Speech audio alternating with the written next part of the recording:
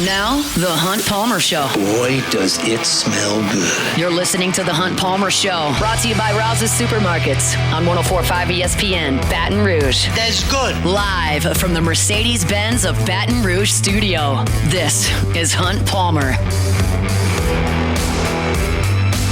Hour 2, Thursday edition of the Hunt Palmer Show, presented by Rouse's Markets, official supermarket of the New Orleans Saints. The Saints will play the Kansas City Chiefs on Monday night. We'll get a preview of said Kansas City Chiefs from Blair Kerkhoff of the Kansas City Star. 30 minutes from right now, Chris Blair, the voice of the Tigers, in 15 minutes. Appreciate you hanging out with us here for the next hour. Beck, story on The Athletic. They polled 50 people in college football. As Stuart Mandel writes, they were head coaches, general managers, assistant coaches, analysts, and recruiting staff. So people that work in college football and kind of understand what the expectations and realities are all over the country. And they wanted them to poll their top 5 jobs in college football. And I've got the results right here. All right. Would you care to venture a guess at what won out as the top 5 jobs in college football? Are they in order like number 1? I have that, but I'm just going to ask you for the first 5. Okay. LSU. LSU is number 5 on the list. Alabama. Number 4 on the list. Texas. Number 2 on the list. I'm missing one. Georgia. Number 1 on the list. You're missing one of the top 5. You got all the SEC schools in the top 4. Right. What's the last one? Ohio State. Ohio State. That is 5 for 5 on the top 5. Do you care to venture a guess at number 6? Because I think it's interesting, and it would not have been 6 15 years ago. Number 6. Penn State. Oregon comes in at number 6. Yeah. I'll give you some perspective on this because they actually have how many first, second, third, fourth, and fifth place votes everybody got. So Georgia far and away leads the way at 16 first place votes and 16 second place votes. So 32 of the 50 people, over half, said Georgia is a top 2 job. Texas comes in at second. They had 12 first place votes, 4 less than Georgia, and 11 second place votes. That's 5 less than Georgia. Those 2 schools are in absolute recruiting hotbeds. Georgia and Texas churn out NFL players year over year over year. Now, a lot of them haven't played for the University of Texas over the last 10 years, but the states do that. And they are top dog in those 2 states, despite what A&M would have you believe. The University of Texas is the top dog there, especially now that they're in the SEC, and especially now that they were in the playoff last year, and especially now that NIL is rocking and rolling and they can kind of handle things. Ohio State is kind of in like LSU and Georgia in this way, that they are the top dog in a huge state. Georgia Tech doesn't pose a threat to Georgia, and none of the Ohio schools, which are all mainly in the MAC, have a threat to Ohio State, and LSU is that way as well. Texas has to fight with all the other schools, and obviously Alabama's got to deal with Auburn there at number 4. But LSU does come in at number 5. They got 3 of the 50 first place votes for best job in the country. They got 2 second place votes. They got 3 third place votes, 5 fourth place votes, and 11 fifth place votes. If you read the blurb on LSU here in this story, it says there's a sizable gap between the top 4 and LSU. The advantages are there that you need to win championships because LSU has done that. It says the Tigers are the only Power 5 conference in Louisiana and have traditionally done an outstanding job of keeping the top talent from leaving the state. In the 2024 cycle, LSU signed 10 of the 11 blue chip prospects in the state. In the current cycle, Tigers have commitments from 8 of the 12 blue chippers from Louisiana. There's a quote here from an SEC coordinator, said the entire state is rooting for you and they have such a great recruiting footprint. Houston is so close by and many people there are big LSU fans as well. They can beat both Mississippi schools for whoever they want there, and they have that stadium and the culture. LSU is unique. You don't even have to recruit. You just have to evaluate, especially now that Saban is out of the game. And I think this is not new information to those of you who listen to our shows and are huge football fans and love the Tigers and understand the advantages that LSU has. But it is, I think, always interesting for me to get opinions from those outside of our bubble. In our bubble here, we're talking about the safety rotation, and we're talking about, I opened the show talking special teams and how many kickoffs and touchbacks that LSU's producing. You're thinking about the next game and the environment, and it's all baked in, and you're just looking at it from 2 inches away, observing every little thing you can. But for those that are removed and just look at LSU from afar, there's reverence is too firm a word, but certainly respect and admiration for what LSU is. Because there's a culture down here, there's an identity with the stadium and the night games and the white uniforms and the call in Baton Rouge and all that goes into that is a little bit different than everybody else. Like, what do you identify with as far as the University of Texas? Like, they've got burnt orange that nobody else has, and they got a big steer that runs out of there. But do you associate that with any sort of mystique or any sort of culture there? It's in a big city. Like, yeah, Auburn's awesome, but they play second fiddle in their own state. Like, LSU's just, there's something to it that makes it stand out. And it's just been built over decades and decades. And finally, 25 years ago, somebody figured out how to unlock it, and now it's here. And I firmly do believe that LSU is a top 5 job in the country. I think LSU is a better job than Oregon. I think LSU is obviously a better job than Penn State or Michigan. I think LSU is a better job than Florida or Texas A&M. Now, we have the one true unknown, which is, what does it look like after 15 years in the NIL world? What does that look like? I don't know. I was terrified of it 4 years ago. And y'all know, I've said this ad nauseum, like, when I see a rule change or something change significantly in the world of college sports, my first thought is not, well, how does that affect the student athletes? It's not my first thought. My first thought is, well, how does that affect LSU's chance to win?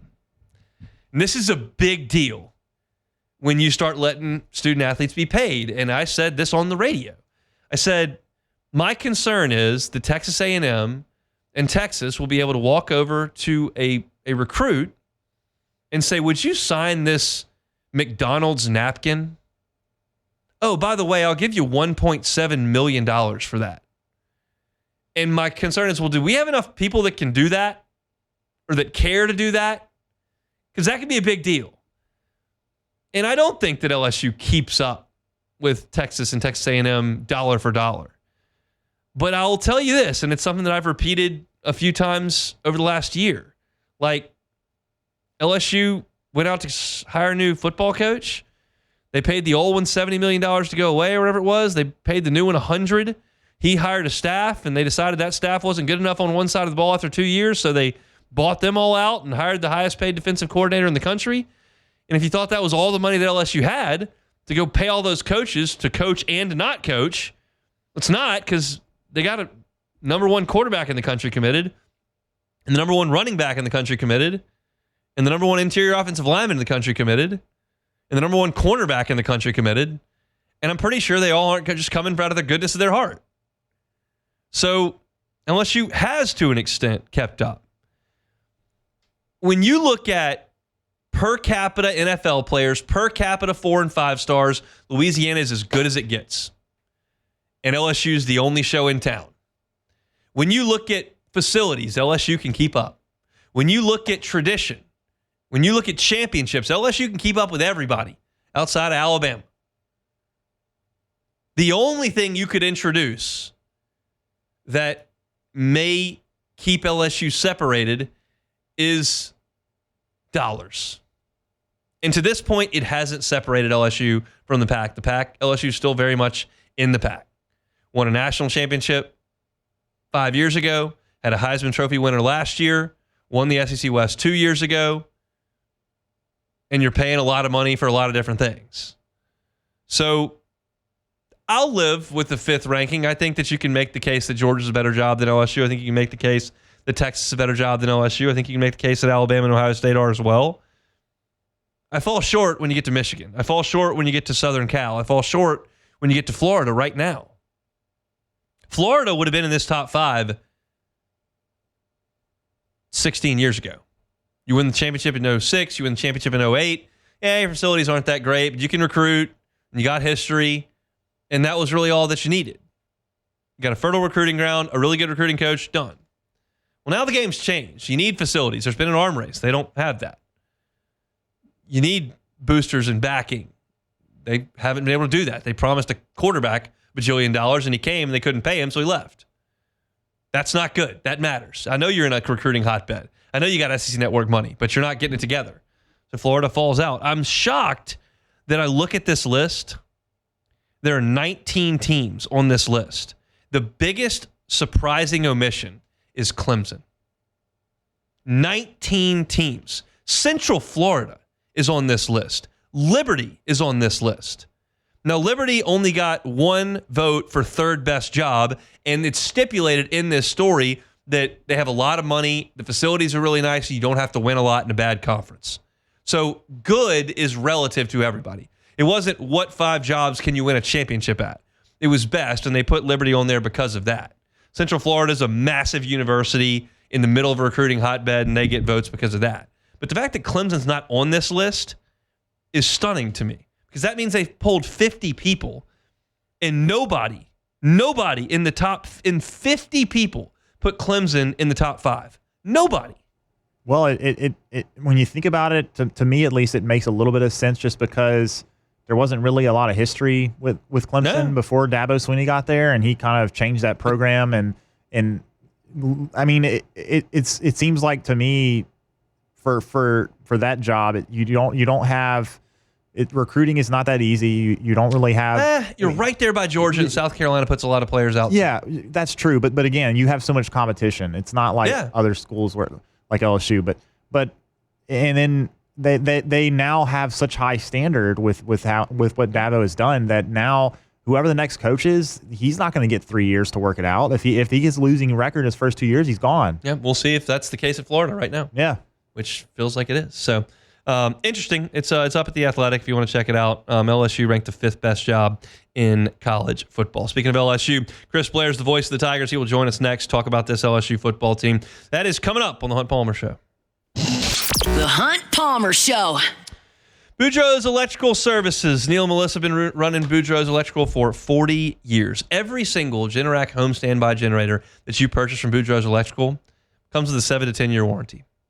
Depends on the one you buy. And they'll tell you up front. They're not going to pull the old okey doke on you and you think you're getting 10, you only get 7. They'll tell you up front, but it's just based on the type of generator that you buy. They will customize that type of generator to your needs. What's your square footage? What do you need powered in the event that the power does go out? And they'll get you in the one that you need.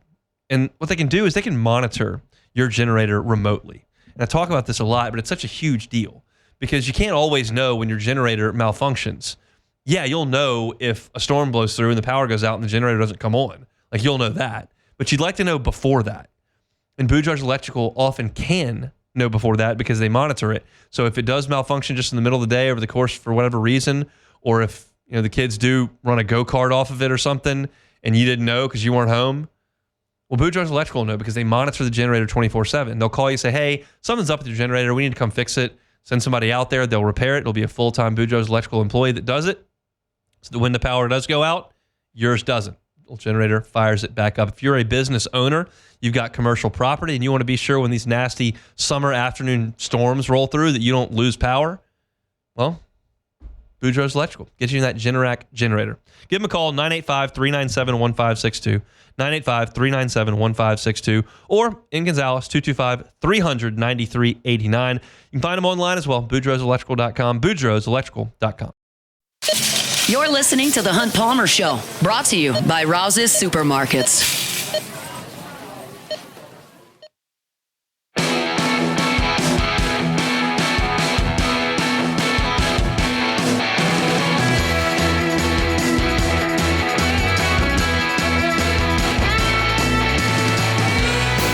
Thursday show is brought to you by Rouse's Markets. Doing your grocery shopping for the weekend, get on by Rouse's. They got it all for you figured out. Also a good place to swing on by for lunch if you got one in your area. They got a great hot bar there, great salad bar as well.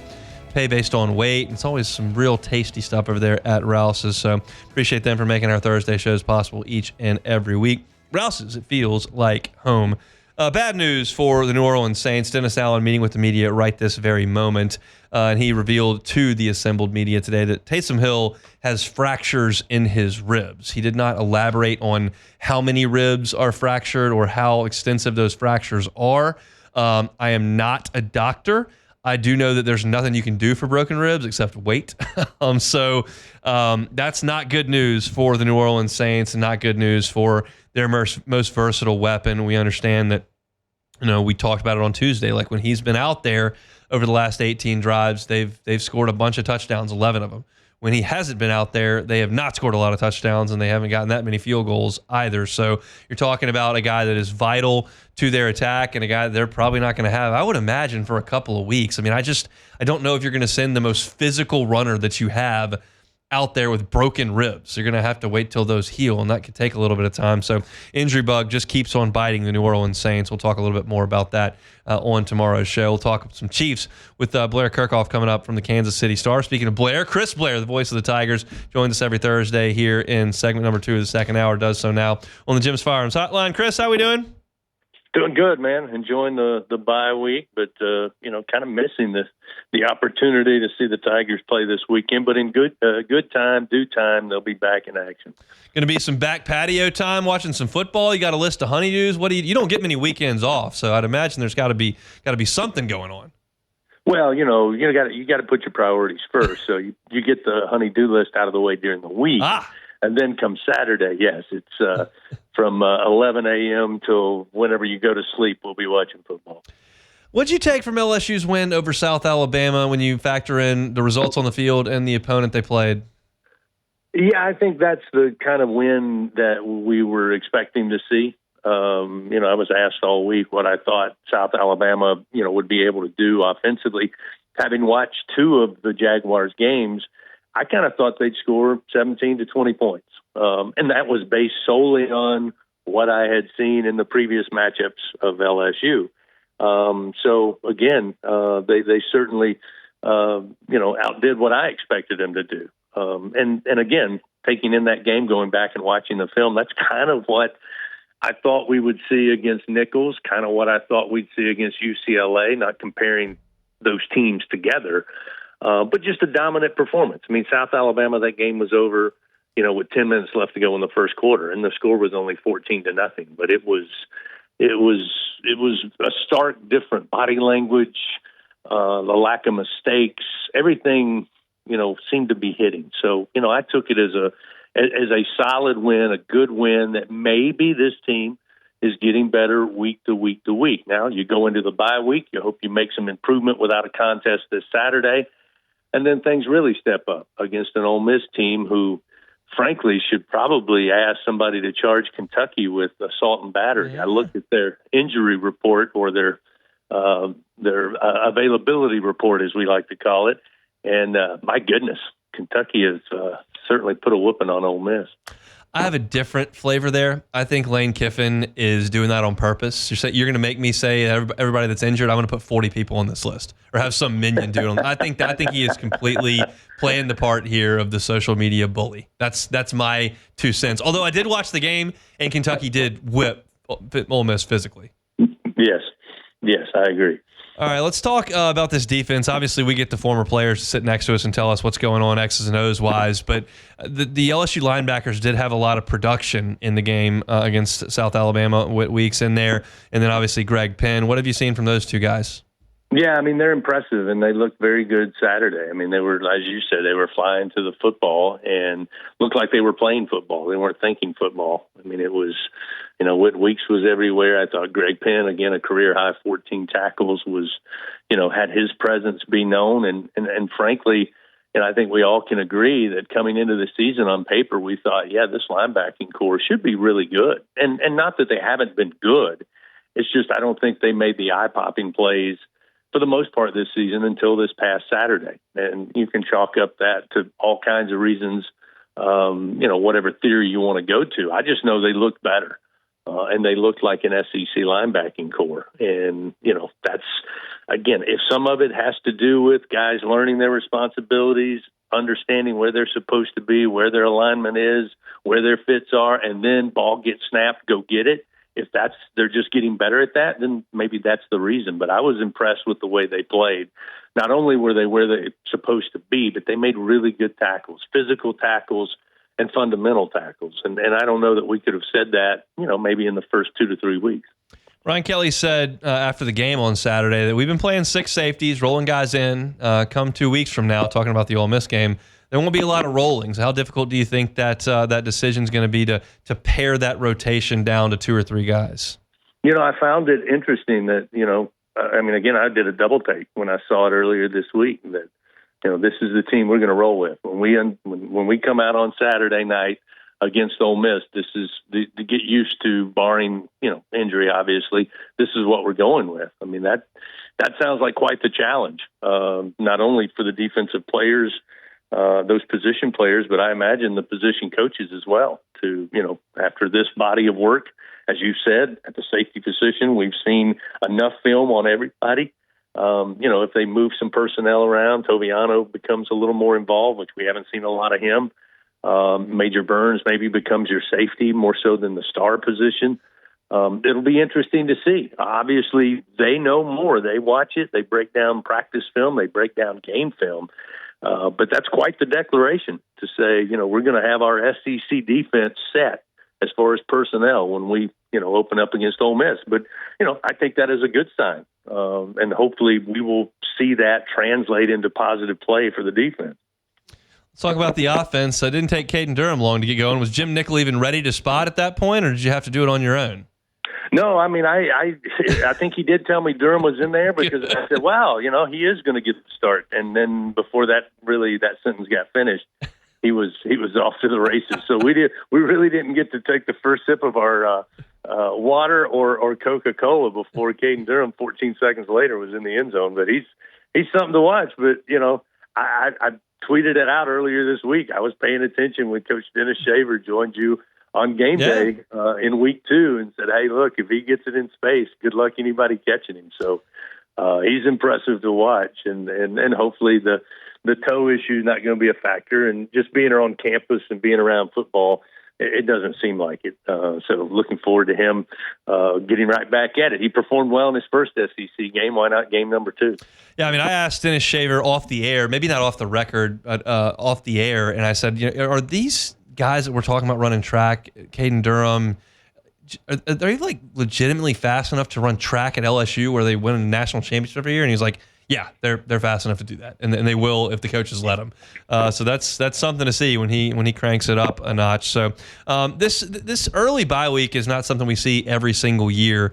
How do you think that it'll impact LSU as they get ready for Ole Miss, who's played a really physical game last week and has a physical South Carolina team that you saw in person earlier this year coming up on Saturday? Well, I'll say this. I applaud the 2-bye week. I don't know that my opinion weighs anything with anybody in the SEC office, and obviously it comes down to where the games fall on the calendar, but I love it. But having said that, from a personal note, I asked Coach Kelly about it a couple of times about, how do you prepare for that? And I just think I think they like it, and the reason they do is because you've heard him talk about they're playing a number of true freshmen. They've got new guys who have transferred in who are major contributors. And you play, the first 5 games, and then you get a breather. You get a week, which this week was treated just like a practice week. As I know you heard Coach Kelly talk about it, his media drops this week. And again, I think it falls at a good time because you have one conference game on the road. You got the other 3 games, obviously, or 4 games, obviously, out of conference. Then you get the bye week, and then you really start that 7-week gauntlet with another bye put in there. And as he told me, this week was going to be practice. They were going to try to get better, and then they'll go right back into game week practice beginning on Monday. And then the following bye week, they'll spend some time making sure at that point of the season everybody's rested, they're recovered, they'll get a few more things set for recruiting. So they're using both weeks differently. But I think the way the schedule sets up, the way that college football is now, where you've got, I won't say every year a majority of new players, but you have a significant number of new players every year. I think it fits fine for LSU, and I think it'll serve them well. 11:40 coming up on Monday. Brian Kelly press conference. You can catch Chris Blair and Gordy Rush, their coach's show, every Thursday. Not tonight because it's a bye week, but every Thursday at TJ Ribs. And then, of course, on the air for kickoff each and every week. Joins us on Thursdays here at 2:15. Thanks, Chris. Enjoy the weekend. You do the same. Tee them high, shoot them low. I will do my very best. I'm going to tee him high, and we'll see what the score says. But we'll be out there playing a little golf on Saturday. Very much looking forward to that. From one Blair to another, that's Chris Blair, Blair Kerkhoff of the Kansas City Star, talking Chiefs next. The Hunt Palmer Show. Audio, video, security solutions, avssla.com is the website. I told you about this a little bit earlier, but Mitchell Fisher over at AVSS was telling me about a project they just completed out on a pier for someone who had property out on a lake, whether you're out at Diversion Canal, maybe Falls River, wherever you may have a property. If you worry about the Wi-Fi down there and it's just not what you need to stream your music or control things back up at the house, they can help you with that. They can install something that's, trust me, well over my head, but it's right down there on the dock that can link the Wi-Fi from the house up there off the water down to on the water so that you can handle your security system, you can handle playing the music, you can handle all the sound that goes outdoors and indoors, all from the touch of a button on your phone. You don't have to worry about spotty Wi-Fi signals. I know for us, the last few years when we've gone out to the aunt and uncle's house out on the lake, we fight baby monitors and trying to deal with the Wi-Fi and whether or not it's close enough and we can handle that during nap time. Well, this fixes that, and they can do it for you at Audio Video Security Solutions. If you've got a property and you'd like to handle some Wi-Fi down there on the dock or on the pier, they can do it at Audio Video Security Solutions. Check them out on Instagram, AVSS_BR. They've got some great videos of some of the work that they did on that project and just a lot of things that they can do capabilities-wise. And it's good to learn about because if you're like me, I don't know what's possible in the audio video security world. They certainly do, and you can learn at AVSS_BR on Instagram. I always tell you about the website. It's Audio Video Security Solutions. Check them out online, AVSSLA.com, AVSSLA.com. This is the Hunt Palmer Show, brought to you by Rouse's Supermarkets.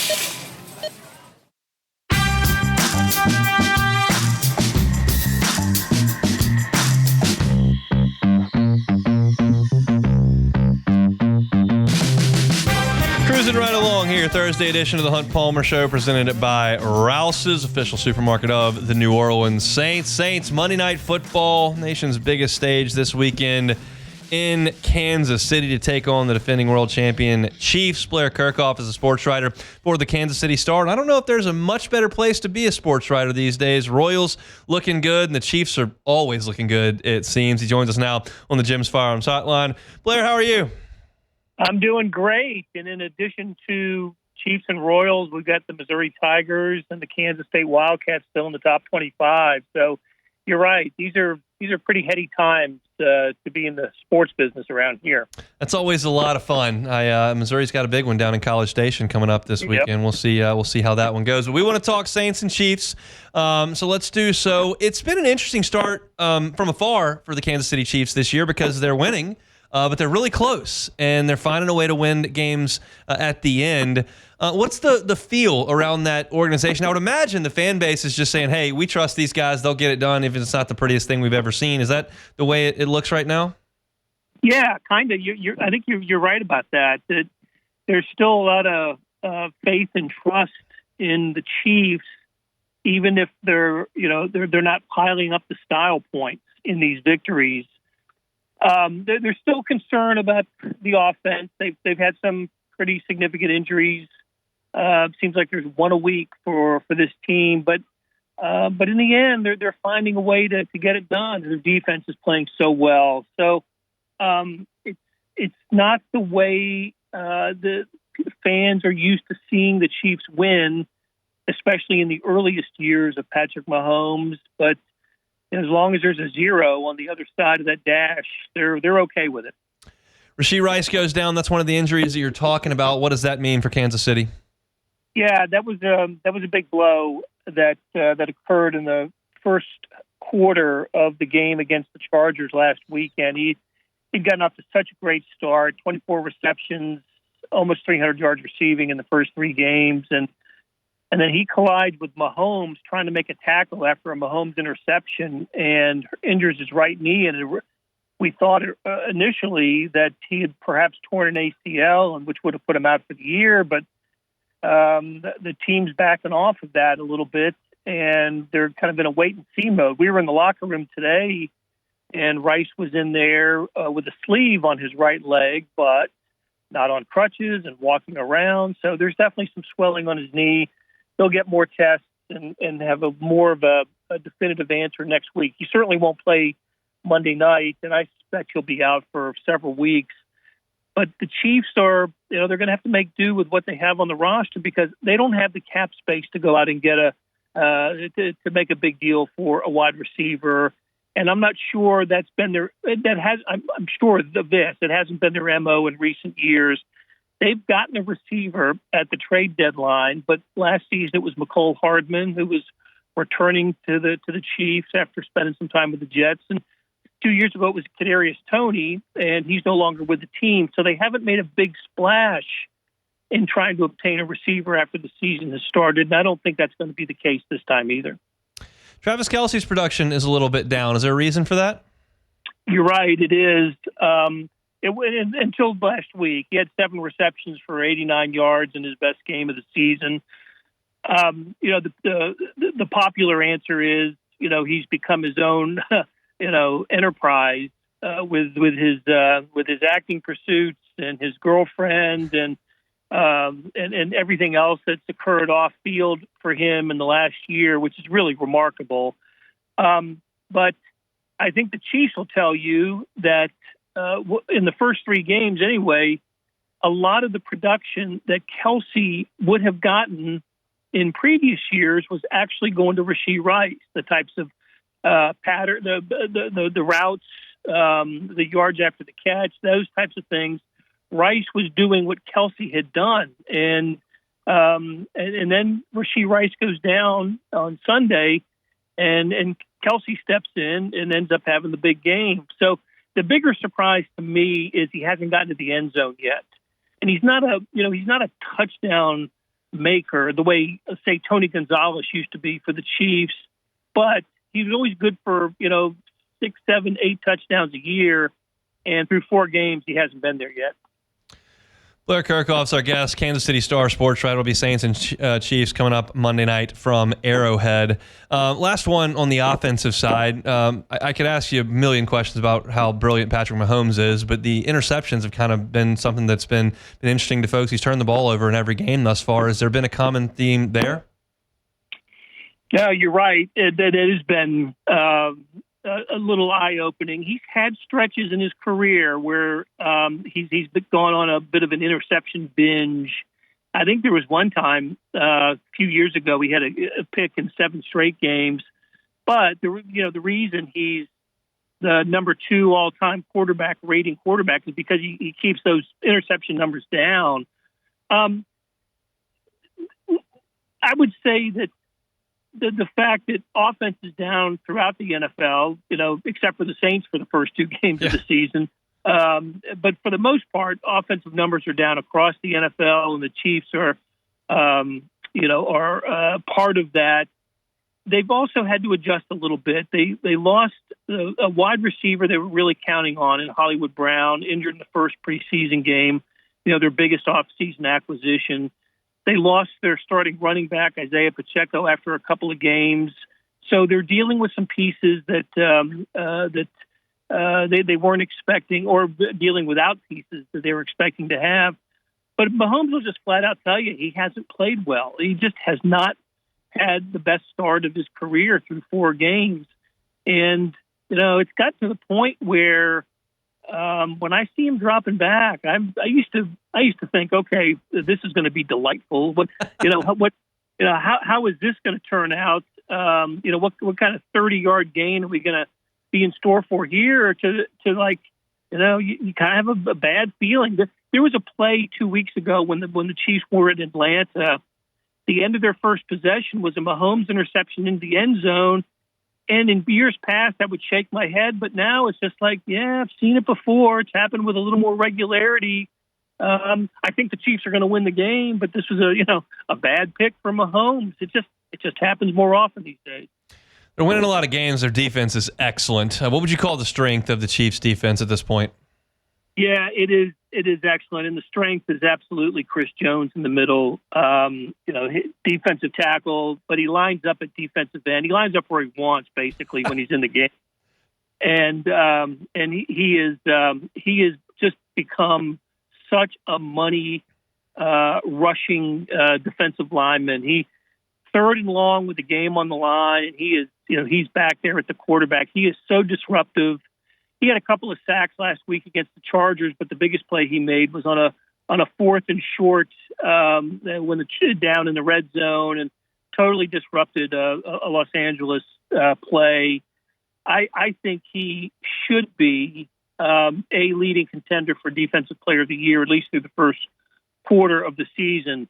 But they're good on all levels. Look, they lost Willie Gay to the Saints. They lost L'Jarius Sneed to the Tennessee Titans, and they have managed replacements have managed to step in and pick up the slack left there. So no, they're just all around solid on defense, and their coordinator Steve Spagnuolo, with his 4 Super Bowl rings, is you'll get any of the guys in New Orleans, Tyrann Mathieu, Tano Passanio, Willie Gay Jr. They'll all tell you what an impact defensive coordinator they have here in Steve Spagnuolo.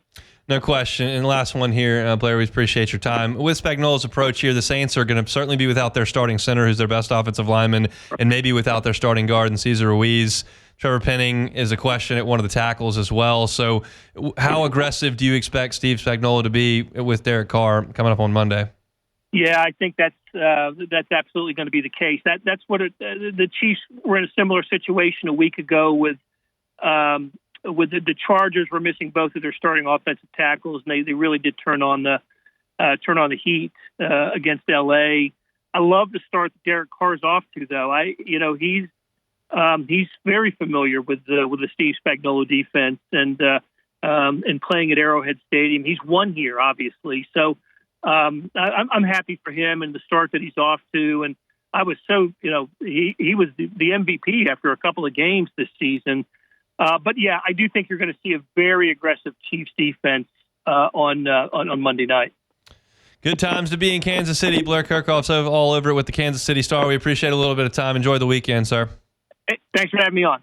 He's Blair Kerkhoff, Kansas City Star. I didn't really realize until we were going to have him on, and I started thinking, I was like, wait, the Royals are playing really good baseball, and obviously the Chiefs feel like they always win. So it's just those are those fun times. We've had some of those down here in South Louisiana when the Breeze teams were rolling and LSU would pop a really good team here and there. There was a lot of excitement. I think 2011 was like that around here for sure. Even the Hornets a couple of years there with the Chris Paul for really sure. good. And the 2019, the Saints had a really good team, and obviously LSU was setting the world on fire. So it's a good time to be a sports writer or radio guy when things like that are going on. And things aren't terrible here in South Louisiana, but we'll see if the Saints can go up to Kansas City and steal a win against a team that is a little banged up, just like the Saints are. Like we were talking about in the last hour, like they don't have Pacheco, they don't have Rice. Yep. Like it's the same type deal. So we'll see how things go in Kansas City on Monday. We'll be watching it over at LeBear's Baton Rouge and excited to do so coming up on Monday. Come on out and see us for the watch party at LeBear's inside the Sportsbook on Monday night. Make some plans.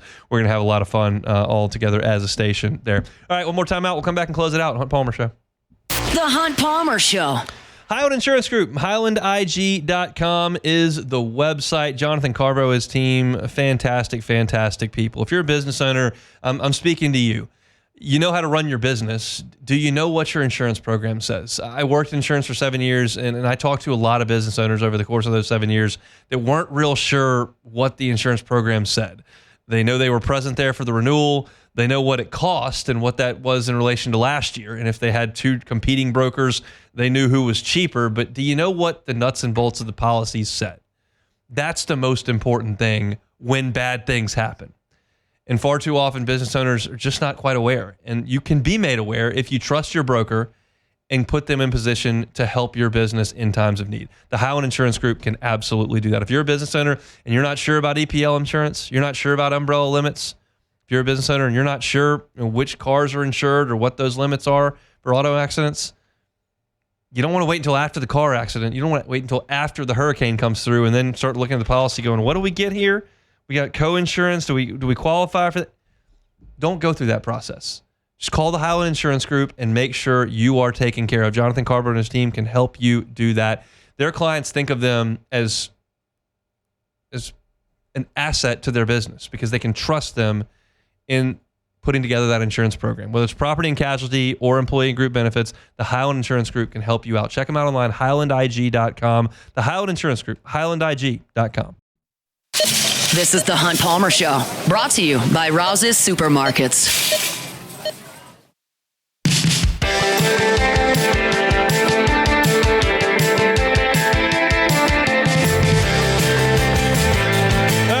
Shop here, Thursday edition of the Hunt Palmer Show, as always, presented by Rouse's, official supermarket of the New Orleans Saints. Rouse's, this feels like home. Let's play some Take It or Leave It, Beck. All righty, first one here. The Saints will be wearing black helmets for their Monday night matchup with the Chiefs. Uniforms are take it or leave it. Leave it. I figured as much. Look, I am okay with some of the Saints iterations of their uniforms. I like the white color rush. That does work. I like the throwbacks that are a little bit more like of a dull gold. Yeah. I like those. I can't get on board with black helmets. Not good. They look stupid. I'm not really quite sure why they started to do this recently. Why did they do any of it back? Well, that's true. You're right. But at the end of the day, although you don't really they're sell a bad. lot of helmets. So. No, you don't sell helmets, so I don't really understand it. It's not a good look. The gold helmets are just classic. They're timeless. You don't need to change them. Moving on, the Broncos will be wearing their early 80s throwbacks this week. Take it or leave it uniforms are. Absolutely. Excellent stuff. The Orange Crush uniforms, the royal, or I guess that's kind of royal blue. Yeah. Closer to sky blue, like royal that. blue one. They got the D on it there. The helmet is just, That's fantastic. They've ruined their uniforms with the new stuff that they wear. Absolutely should go back. All right, third one here. Saints right tackle Trevor Penning ranked 9th in the league for offensive tackles with the lowest pressure rates allowed through week 4. We were wrong about him. Take it or leave it. I'm going to leave it for now. Yeah. I'll if he can do it for 10 games. Yeah. A month is not enough. 10 games, I'll give him some credit for that. Well, and admit I was wrong. Yeah, I saw the stat, and I was like, let me look at this a little bit. Well, the Saints are second to last in the NFL in pass attempts. Yeah. So that helps. But at the end, that's by design. Yeah. Well, which also though they also had blowouts in the first 2 games, so you're not going to throw the ball that much. Nope. So that makes sense too. But yeah, we'll see how it turns out when they have to throw the ball a bit more. Next one Chris here. Jones is going to be a real problem. That's going to be tough. Real problem. Real tough. Next one here. Kentucky is selling engagement rings made from the floor of Rupp Arena. Not really sure how that's working, but take it or leave it. I saw a picture of it. Matt Jones, KSR on Twitter. They've got one like little wood panel that they've obviously like melted down to bend, and you can wear it as an engagement It doesn't ring. seem like that. Maybe in the longevity wise. I'm gonna pass on that. I'm gonna leave it. If you want to do that, that's your thing. I'm more of a classic. I got just the gold band there. Yeah. I got a buddy that has a black like rubber one. That's fine too. Like whatever you want to wear is fine. But I don't need a wooden basketball floor as my engagement. Yeah, I'm trying to wedding think ring. of. Yeah, I'm trying to think of like what could even be. What if they got new goalposts for LSU, like new H's, of course. But Yeah. they like made gold. Again, they made an engagement ring out of the. I'm gonna pass. Yeah. I'm gonna pass. But look, again, you do you. It's that's all up to you. All right, last one here. Atlanta will beat Tampa tonight. Take it or leave it. Ooh, I have a bad admission, Beck. I don't know where that game is. That game is in Tampa, I believe. I'm not 100% certain on that, but I will tell you. I knew they were playing. I knew that was the Thursday game, and it's a big game in they regards are to the Saints, playing, but I don't know where it is. That is in Atlanta, actually. In Atlanta. Tampa will win. Okay. Yeah. I liked Atlanta to win the division to start the season, and they still could. I don't love the way they've played. I mean, for them not to score a touchdown on that depleted Saints defense last week's pretty weak. Tampa looks good. They've looked good multiple weeks. They had that one slip up. They looked really bad in that loss in week 3 to the Broncos, which was really strange. got But then they just turned around and beat a really good Eagles team. And they've done that a few weeks, and maybe the Eagles aren't good. Maybe That can be. they also have a lot of injuries, but obviously we can't. As we talked about, we're on the injury thing. I got Tampa winning. I would love to be wrong if you're a Saints fan. I think you're pulling hard for Atlanta. Yes. I think there's a better chance Tampa's really good than there is that Atlanta's really good. I will leave the door open for both teams to be playoff teams and to win the division, as I will with the Saints. I will not for the Panthers. Thank you very much. But yeah, I think if you're a Saints fan, you got to pull for the Dirty Birds tonight. So we'll see. That'll be your Thursday night football game. If you missed any of today's show, catch it on demand wherever you find your sound. Apple Podcast, Spotify, Google, wherever that may be. Of course, on YouTube as well. Luke Johnson talking Saints with us. Appreciate him. Chris Blair talking Tigers with us. Blair Kerkhoff of the Kansas City Star. You can find those interviews at Hunt on Saints. Tomorrow's a Football Friday edition. Even without LSU and the Saints playing, we'll get the SEC picks against the spread. Matt's going to drive you home on AFR. Coming up. See you tomorrow. Hunt Paul.